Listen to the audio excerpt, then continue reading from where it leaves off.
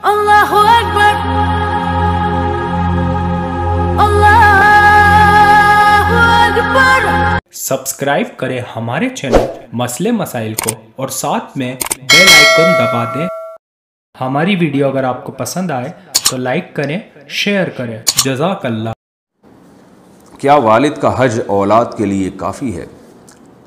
कलीमुल्लाह साहब यूपी से पूछते हैं, मैं हज करने का इरादा रखता हूँ लेकिन वालिद कहते हैं कि हम हज कर चुके हैं इसलिए तुम पर हज फ़र्ज़ नहीं है, जबकि कारोबार वगैरह हम सबका है और पैसे भी हमारे पास रहते हैं, तो क्या हम हज करें या वालिद की इजाज़त का इंतज़ार करें? देखें, पहली बात तो ये है कि वालिद साहब का हज औलाद के लिए काफ़ी नहीं है। हज हर एक पर अलग से लाजिम होता है। आप पर हज जब लाजिम होगा जब आप में इस्तिताअत भी हो। ये जो आपने कहा कि कारोबार तो हमारा है, तो हमारे का मतलब क्या है? अगर वालिद साहब का बिज़नेस था और उसी बिज़नेस में आप ताउन कर रहे हैं और अब सब मिलजुल के बिज़नेस कर रहे हैं, तो इससे ये कारोबार आपका नहीं हो जाता। याद रखिए, फ़ुक़हा ने बयान किया है कि औलाद वालिद के बिज़नेस को जितनी भी तरक्की देगी तो वो बिज़नेस वालिद ही का रहेगा, उसकी मिल्कियत वालिद ही की रहेगी। तो ये कारोबार आपका है का मतलब, अगर इन्वेस्टमेंट आपने अपने पैसों से भी की है तो फिर तो आप भी शरीक हो गए। अगर आपकी इन्वेस्टमेंट अपने ज़ाती पैसों से नहीं है तो ये अब्बा ही का कारोबार है, तो इस कारोबार की वजह से आप पे हज फ़र्ज़ नहीं होगा।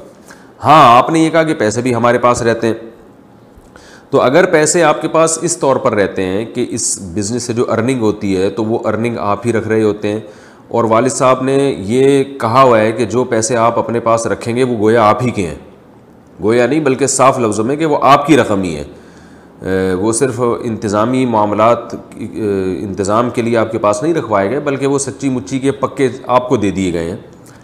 तो फिर वो आप उन पैसों के मालिक हैं। फिर देखा जाएगा कि अय्याम हज, यानी हज की जब दरख्वास्तें जा रही होती हैं, अय्याम हज नहीं बल्कि वो अय्याम जिनमें हज की दरख्वास्तें जा रही हैं, तो उन दिनों में अगर आपके पास इतनी बड़ी रकम जमा हो गई जिससे हज करना मुमकिन है तो फिर आप पे हज फ़र्ज़ हो जाएगा।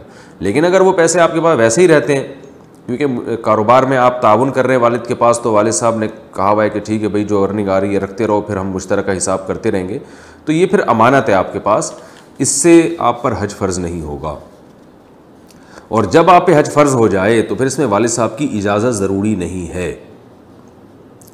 हाँ, अगर जाने में वालिद साहब को नुकसान का अंदेशा हो, उनको खिदमत की ज़रूरत है, बूढ़े हो गए हैं, तो फिर उनकी इजाज़त ज़रूरी है।